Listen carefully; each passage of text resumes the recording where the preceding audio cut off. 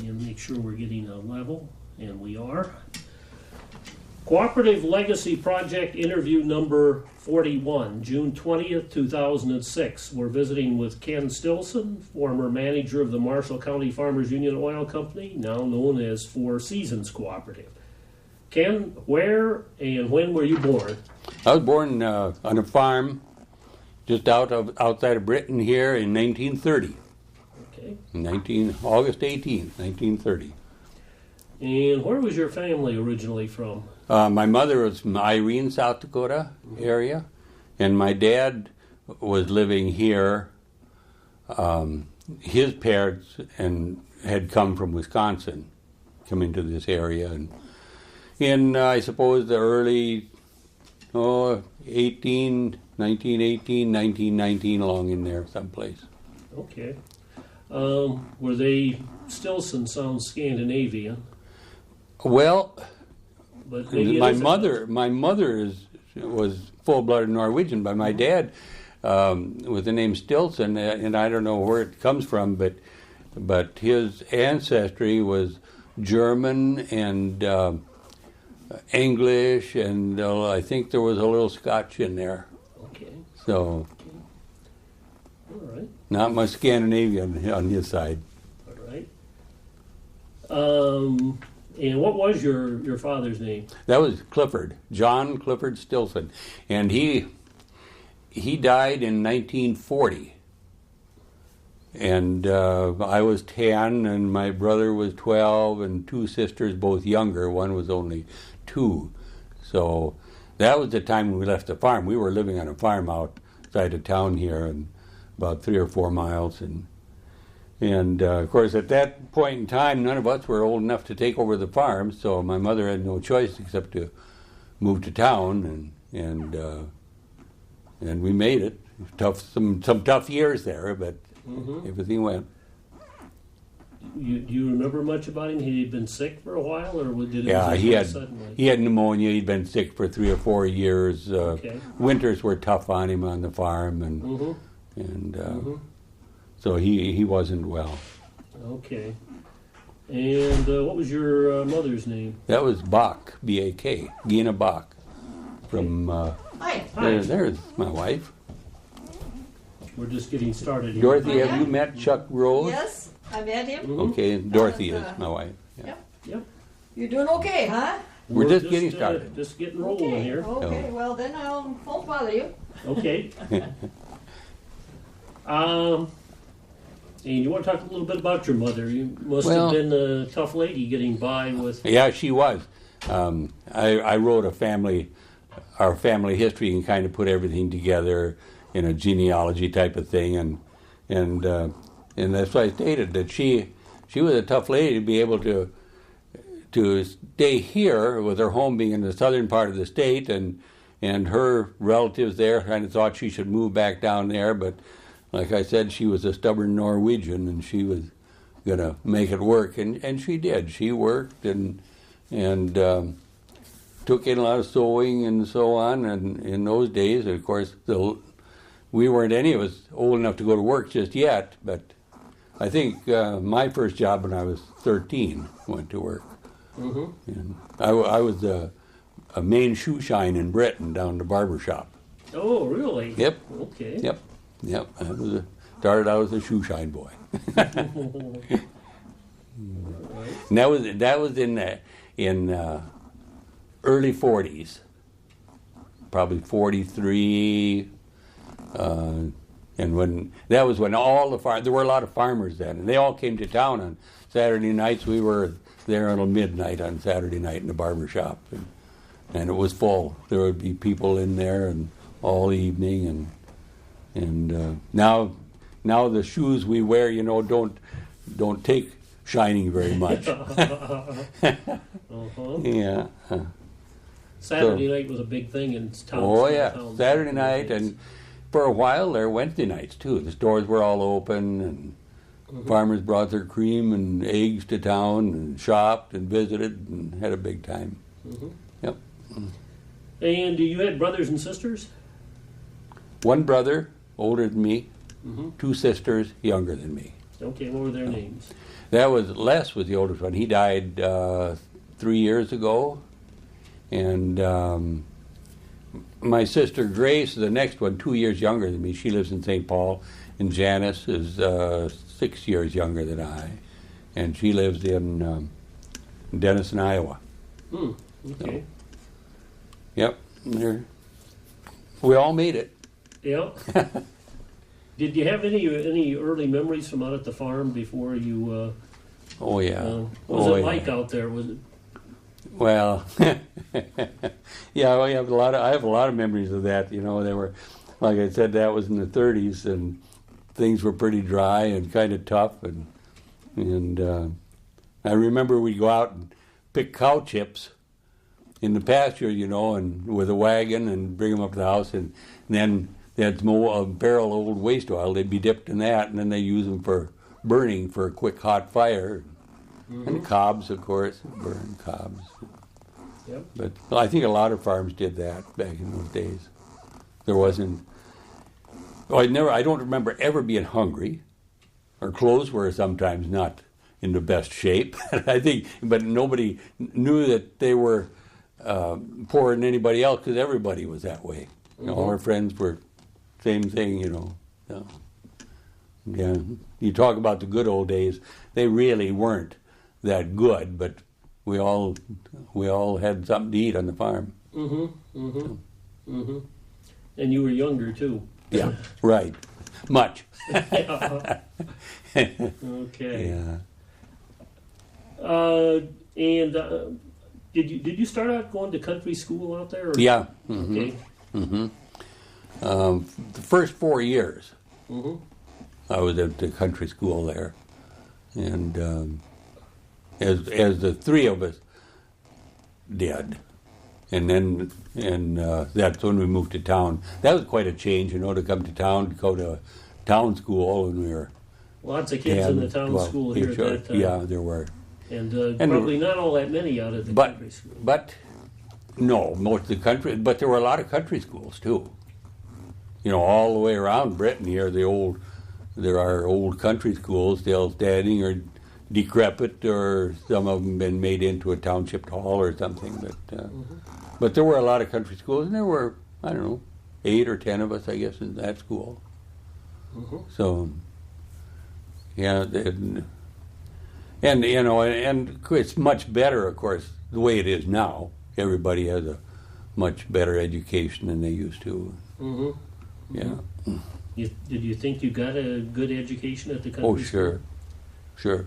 You We had a good start. Yeah. You know, learned to read and learned to write our name.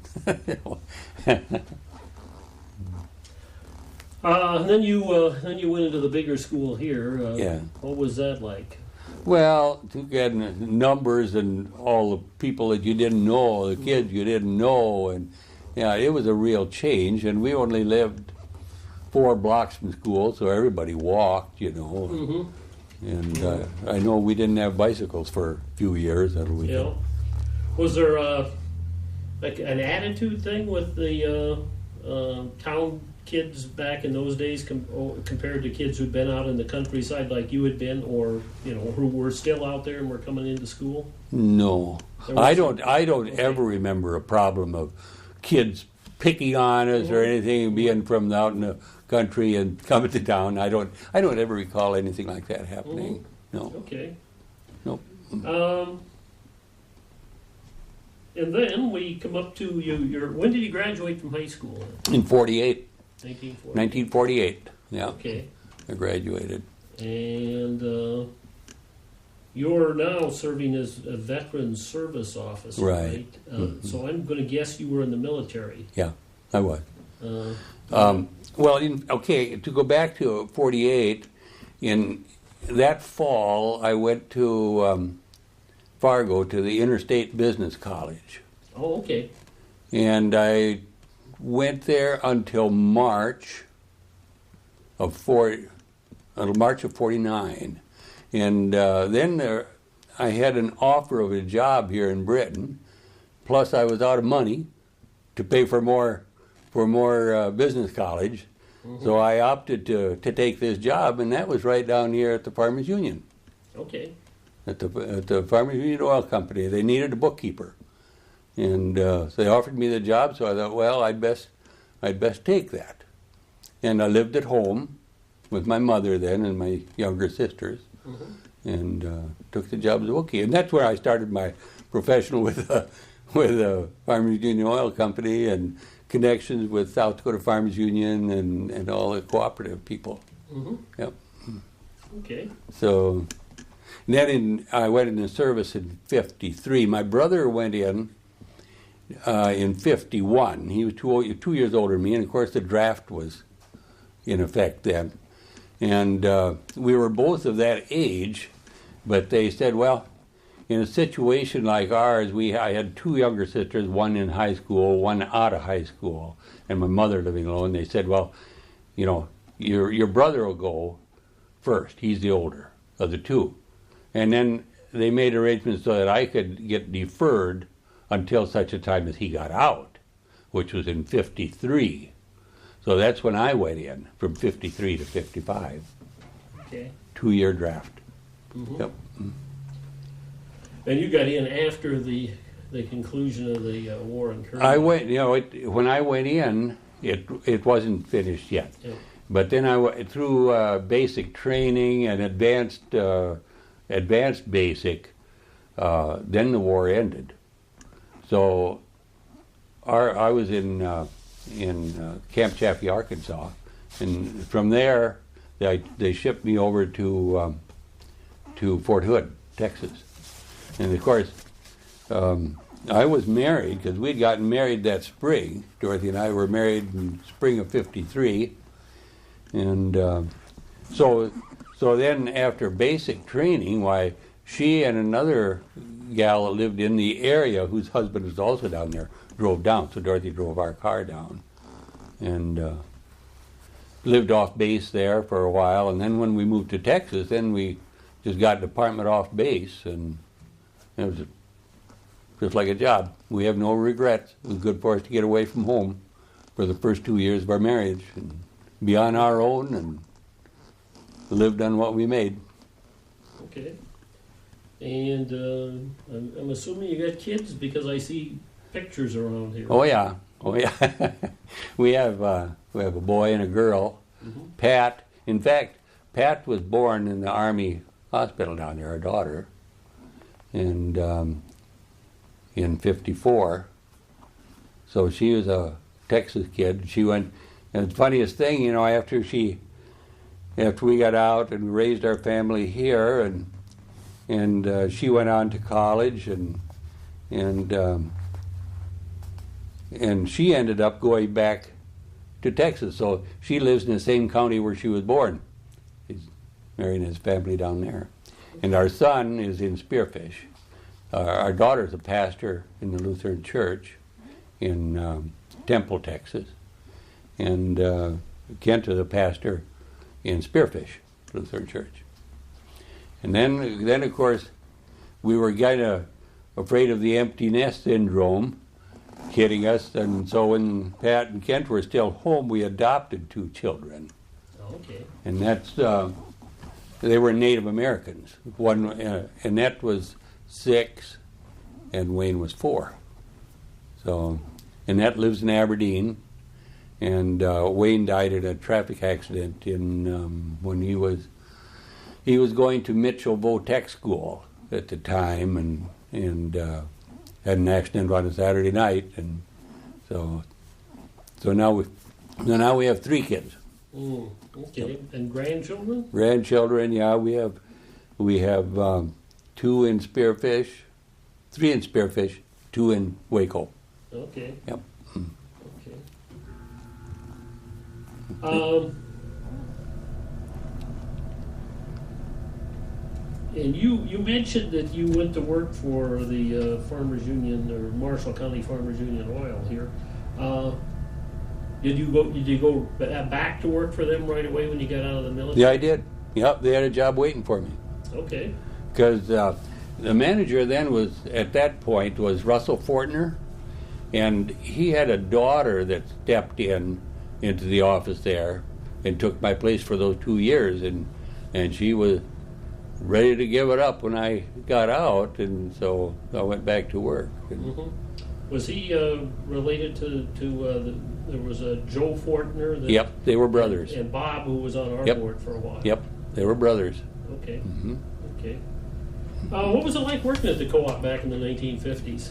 Well, Before and after your military service? yeah, in those years, of course, it was a service station. Mm-hmm. And nowadays you don't see service stations as such, because people drive in, it was always full service. There was windshields washed, oil checked, and somebody out the driveway all the time. Car'd come in, the bell would ring, and somebody'd head for the driveway. And of course, then the shop work was real busy too, because and in those days there were more farmers than there are now. It's a completely different era. Everything has changed so much. In the 50s, that was the beginning advent of fertilizer, and things were starting to change. And then I was in the office as office manager in the 50s and late 50s until 63, and that's when Russell Fortner retired and I took over as manager. But it was a lot of hard work, and I don't remember exactly how many employees we had. I do have a book here for the first 25 years of the co-op down here, and it was organized in 1936. But that's quite a little booklet there. That's the only one I know of in existence anymore. Okay. But it was, when we first started getting into the fertilizer, I guess the thing I remember most about it was the heavy bags that it came in. We got it in by rail and come in 80-ton box cars full of bagged fertilizer, and we'd go over and unload. Usually we unloaded that in the evenings. Use a wheeled cart and carted them into the warehouse. So I'm going to scan that later on. I'm going to scan it all. Okay. Yep. You got it. But yeah, it was different. I remember, in fact, I still got them one time when I was in the office, and of course everything was in the same building there, and there was what they called the Gates Mystery Man. We always sold Gates V-belts, and they had a Gates Mystery Man who'd come around, and nobody ever knew who it was, but the object of it was that to try and get the employees to check fan belts and recommend that a customer, if you had a bad fan belt, hey, you need a new fan belt. Get it. We've got them here. We can put one on for you. And I remember one time when nobody was up front and I was in the office and the bell rang, the car drove in, so I went out and waited on him and of course checked the oil and he had a ragged old fan belt. So I told him, well, I'll be darned if it was the Gates Mystery Man. So he gave me a little plaque with $5 silver on it as a prize for catching the Gates Mystery Man. I still got it. I still got it here. Yeah, it was a different era. Yeah, and everybody got along good. We had a lot of customers, a lot of people coming in every day. It's again, everything has changed. For cooperatives, it's changed. You don't see very many co-op. Most of them are C-stores now, and that's the trend. So I guess we have to roll with change. What was it that you initially liked about cooperatives? You've been involved with them for a long time. We're involved with them for a long time. Well, and of course, it wasn't just the cooperative. I always liked contact with people. We always had there was always people around. And of course, when I was in school, I worked in a hardware store uptown, so that was kind of my line anyway. And of course, we had a lot of hardware in the co-op there too. So they kind of all fell into line. But it was different. We had, even with like the South Dakota Farmers Union, they had representatives would come out. We had the dues check off, and I don't think they do that anymore. Do they do a dues check off anymore? Some co-ops do. I'm not sure whether they're doing one here right now or not. I see. Because if Not they, as many as used to by any means. yeah. I know that there was always a lot of them. We would have a card signed by all of our customers right away when they started doing business there. If they had enough dividends or earnings for the year, why we would deduct $20 and send it to the South Dakota Farmers Union for the membership. So, and I didn't know if they even did it anymore, but we always did that. Yeah, some do. Yeah. And we used to have every year we'd have a South Dakota Farmers Union bus up here. We'd take a load of patrons. We'd have drawings and contests and get a whole load of patrons. They had for Minneapolis to ball games and stay in the hotel. We always had a good time. Football games, baseball games, whatever. Did they do that? Well, they probably did, but did they do that before the Twins moved there, or no? the I ball don't. game ended it probably. Yeah, I think I'm sure the Twins were there. Yeah. When we were doing that. Okay. Yeah.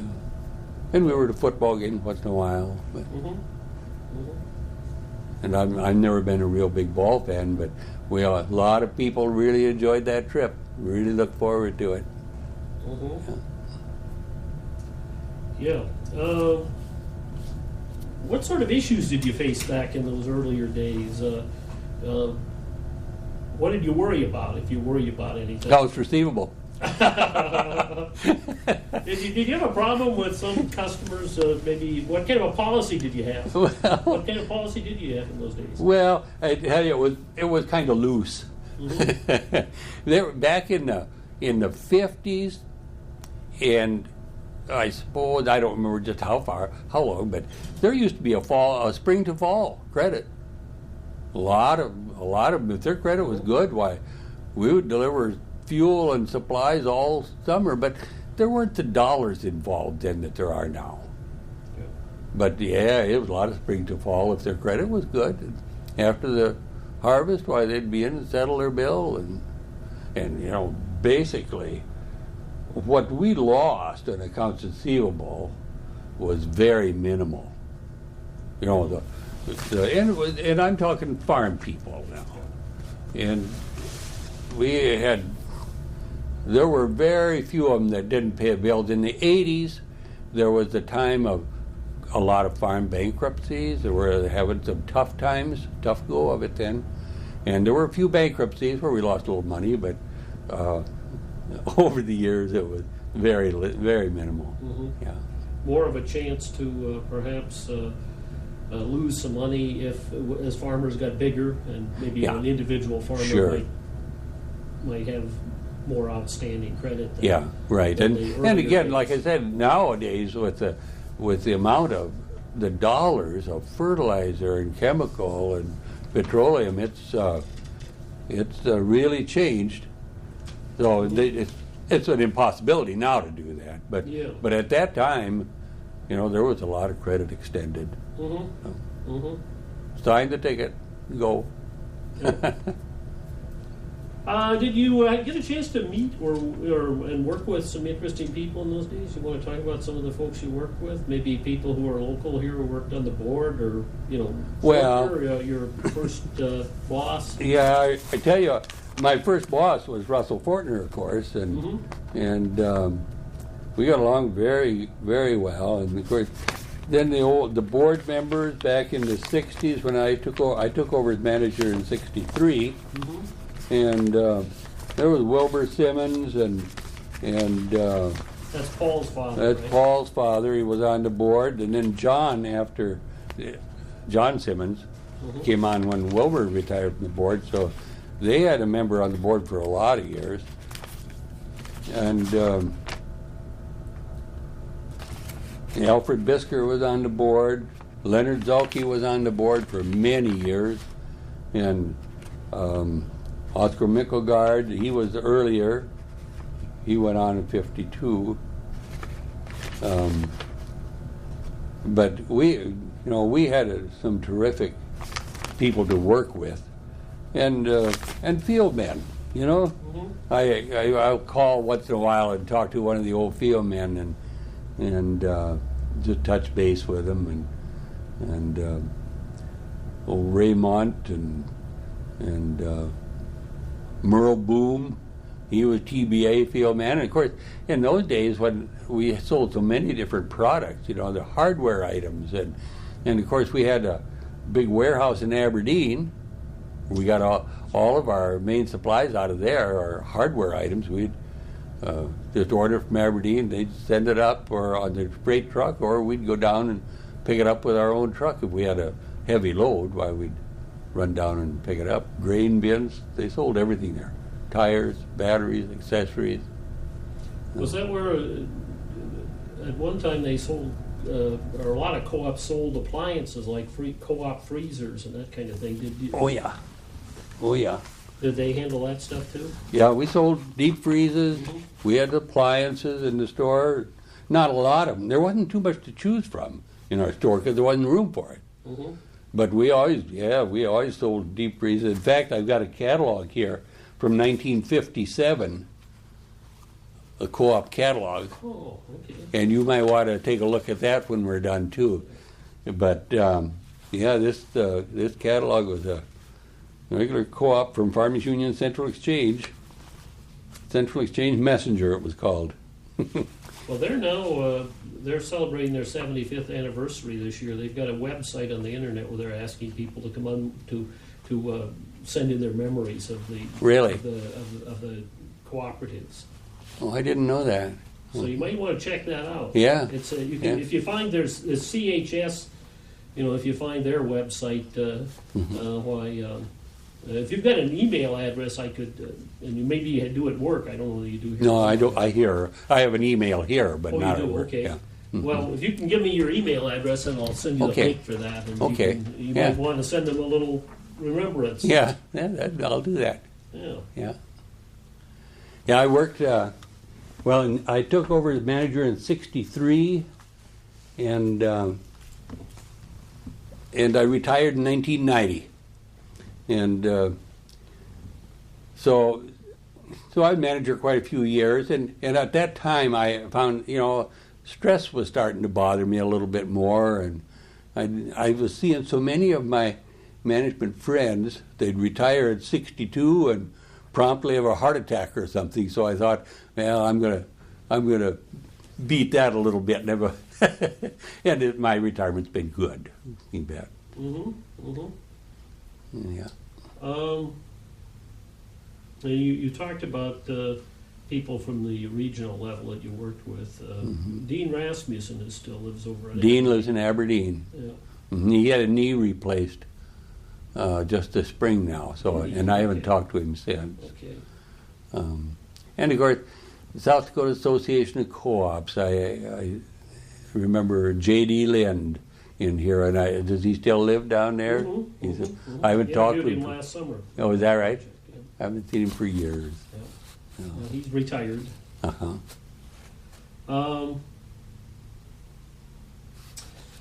Did you have, and I guess did you have any particular approach to dealing with your employees when you were managing, kind of a philosophy of how to, how many people did you have working for you in the years from the 12 to 60s, 14. 70s, 80s? 12 to 14 here at the Britton place, and of course then in the 80s we had Claremont and Columbia and Hecla had merged with Britton, and Claremont worked out very well.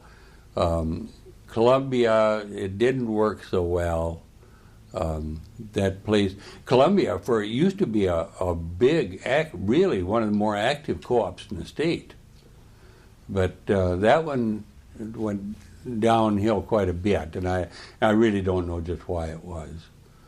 But so there were employees over there too, but generally we had 12 to 15 employees here that I was interacting with on a daily basis. you know, and we had good employees. We had always, there was bound to be some problems, but we'd always settle them. And somebody had a problem, they'd come and see me, and my office was right there. And because I always liked the contact with customers too. I liked personal contact with people. If they come in the station, they come in and sit down and have a cup of coffee at my desk with me, and I always enjoyed that. And I think it was a good relationship. I enjoyed people. Was it across the street from the co-op the way it is today, or were you inside the building? No, we had that building over there, but we just used it for storage. Okay. Tire storage and so on. It was just kind of a warehouse for stuff. Yeah. Okay. Well, we talked a little bit about how co-ops were doing today. Do you think a year ago the guest speaker for the Co-op Month banquet referred to co-ops as a market correcting tool? Do you think they still do that? Do they still keep the other businesses honest as far as prices or supply? Well, sure. You know, competition is always needed. Yeah. Competition is needed. And back in the 30s and 40s when the co-op started, a lot of them started, well, Britain started in 36, and they really were needed through those years. And there were a lot of farmers out there that needed a place of their own, so to speak, that they had some ownership and some interest in. And it's of course, again, like I said earlier, it's a different era. But competition is still good in any case, but it has changed an awful lot. So, and of course in Britain now, as far as bulk fuel, the competition now here is all from out of town, because I think the Four Seasons Co-op is the only one that has a delivery truck in Britain. And so we see more out-of-town trucks coming in because any business is not going to have everybody buying from them. You know, everybody has their own idea of what they want to do, and that's the way it's supposed to be. So, do you think did you see cooperation between cooperatives? You know, you would probably go to the manager-director meetings back in those days, so there was a kind of a working together of co-ops that were all part of the same system. Right, yeah. We did that a lot. If I needed something, we would swing into, if Aberdeen didn't have it, or if we needed a closer and Sisseton had one, or Columbia, we'd run over there to pick up, and if we need a farmer needed a tire bad and we didn't have it, we'd head out and we'd be back within hour and a half with it and get it put on. So there was a lot of cooperation between the local co-ops. They did a lot of trading back and forth. Sometimes we'd order merchandise together to be able to get on a truckload basis or something like that. And we did that quite a lot. And the managers associations, and I don't know if they still have them or not, Co-op Managers Association. Maybe they do. I think they do, but it's kind of an overall, it kind of is a whole bunch of different managers now. It's not just the Cenex managers anymore. It's like a Cenex Managers Association. I think the elevator guys are all in it too. Oh, I suppose. Well, so many of them have elevators now, like Britain here has elevators now too. Yeah. You've been out of the management end of things for quite a while now, but do you see that is one of the things that we've picked up from some of the other from some of the active managers that I visited with is one view or another regarding the what's known as regionalization, where the local co-op merges with the regional, and then. I hear that quite a lot. And of course, in my mind, that's not good. I think that these co-ops should hopefully be able to stand on their own.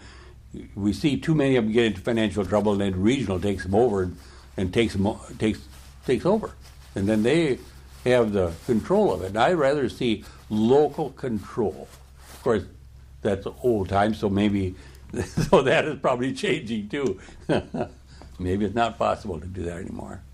There's been a lot of additional expansion since you left in Four Seasons, or whether Oh, yes, there Four has. Seasons. I think most recently Doland and Redfield, which were both independent co-ops not so long ago. Right. Well, their fuel, they pull. The way I understand it, the petroleum end of it is separated into a separate company, because they call it Petroleum Partners, and then they have trucks and Doland and way, 100 miles away. And in my era, that was unheard of, anything like that, to go a longer route like that. And maybe it is the trend of the times where they have to do that to make it work. Mm-hmm. What about co-op education? Do you think that did you view that as important in your years? Certainly, there was an involvement of the co-op with the youth program, for example, in Marshall County. Mm-hmm. Yeah, sure. Co-op education, that kept good customers. I think the co-op education, most of that was through South Dakota Farmers Union, the co-op education line, and they would work with a local here and local Farmers Union groups, and there was it was real important. It was real good for the company. It strengthened them a lot. But again, with the fewer numbers of people in the farms, that's bound to make a difference there too. Mm-hmm. Mm-hmm. During your years, could you cite any particular period of time when the farmers started being more worried about service or supply or something like that than they were about whether or not the business they were doing business with was a cooperative? Well, I guess I don't understand your question, Chuck. Well, the level of co-op loyalty, I guess, has changed over the years. Oh, yes. And was there any period of time when you saw that changing, or? Well, probably in the gradual? 80s it started, as farmers started getting bigger. Of course, in the 80s was tough. Yeah.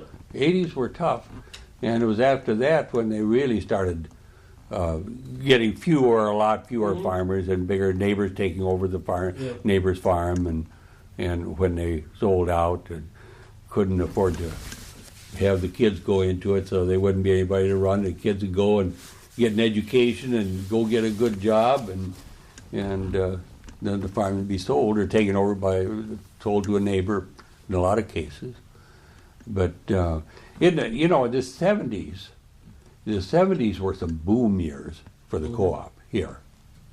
We sold grain bins and installed, and we'd have extra crews on putting up out in the country, did everything from pouring the concrete to setting the bins up, and we really, that was kind of the peak time, I think, for co-ops.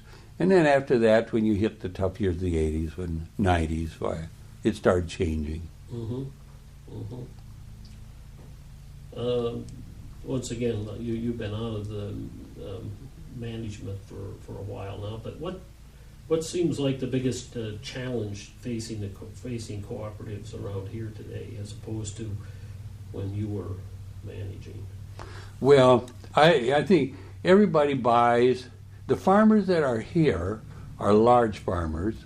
They buy in large quantities, semi-loads. They all have their own semi-loads. Most farmers now have their own semi-truck, and so they do their own. They do their own transportation of their grains. I guess the biggest problem is the fact that there's so many fewer farmers, and of course now the co-ops tend to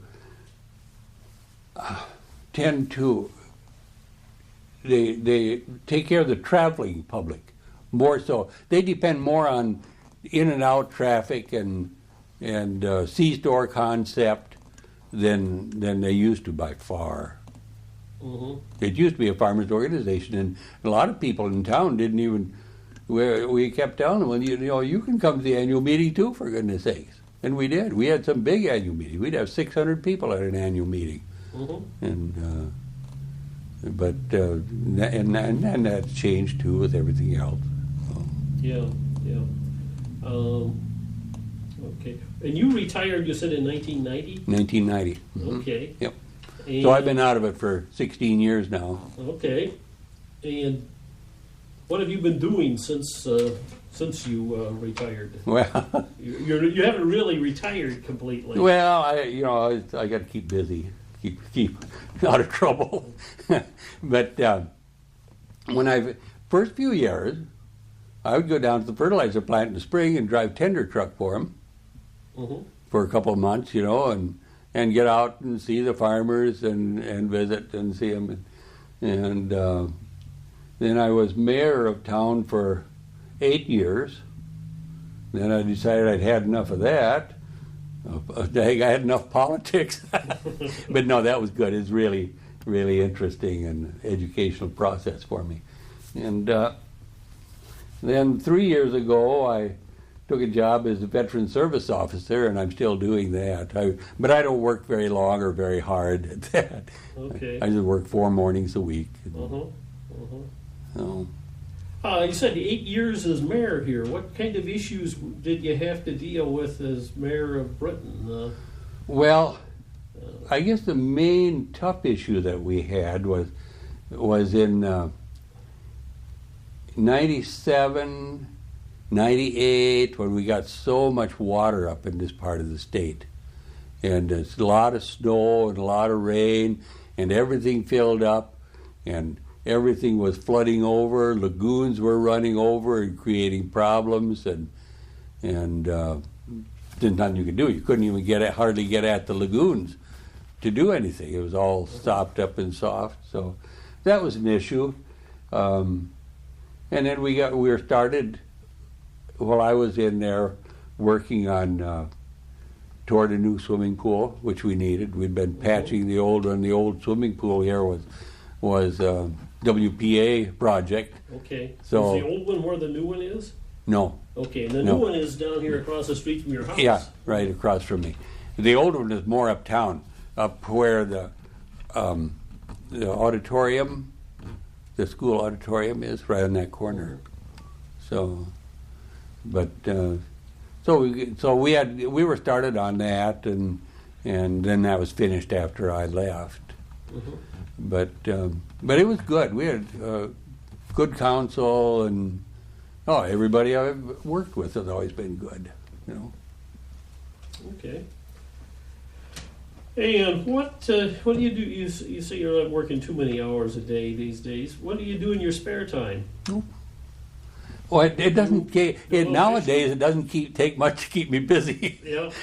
But for 5 years, 6 years, we would spend a couple months down in Texas. We'd rent a condo. I said I had to be near to the water, so I couldn't go to the valley because there was nothing to do down there. So we would go over to Corpus Christi and rent a condo on Mustang Island for a couple months. Stay there. I could do some fishing and walk in the beaches and so on. Then we're getting so that we don't care for traffic so awfully much. So we kind of hated the drive. So we haven't done that now for 3 or 4 years. I fish. I go fishing up here at the lakes every once in a while. Sometimes I've got some friends here that go along once in a while, or sometimes if I feel like I just go alone and putz around the lakes. We garden a little bit. Okay. Do a little work on the house, the lawn. Hey, I'd get a good nap after lunch. What kind of advice would you give someone today who was interested in maybe going to work for a cooperative? Good place to work. They're a good place to work. The best. You bet they've got, and I don't know, but they always have retirement programs. They have health benefits and so on. So no, it's a good place to work. I would say if you can get in with a co-op, why, and fit into the thing and like to do it, why, that's great. Mm-hmm. One of my final questions usually is, would you consider yourself to be an optimist or a pessimist? Oh, I think I'm an optimist. Mm-hmm. I always have been. But I always figure it's going to work out one way or another. We'll make it work. But yeah, no, I'm optimistic that we've got a good co-op here. It's they've done a good job. There's been a lot of changes, and like I say, as we get older, like myself, it's kind of hard to accept change. But I'm sure that that it always has to be. It always has been. What do they say? The only constant in life is change. Mm-hmm. So. Is there anything else you'd like to add that we didn't talk about? Well, I've had, as far as my life is concerned, I worked for the co-op for 41 years, and I have no regrets whatever. It's always a good place to work, and I've always good people to work for, and good people to work with. Customers, the best. They were the best. Mm-hmm. Yeah. We've been visiting with Ken Stillson. Thank you for participating in the Cooperative Legacy Project. Yep. Thank you. Project. Yep. Thank you. Project.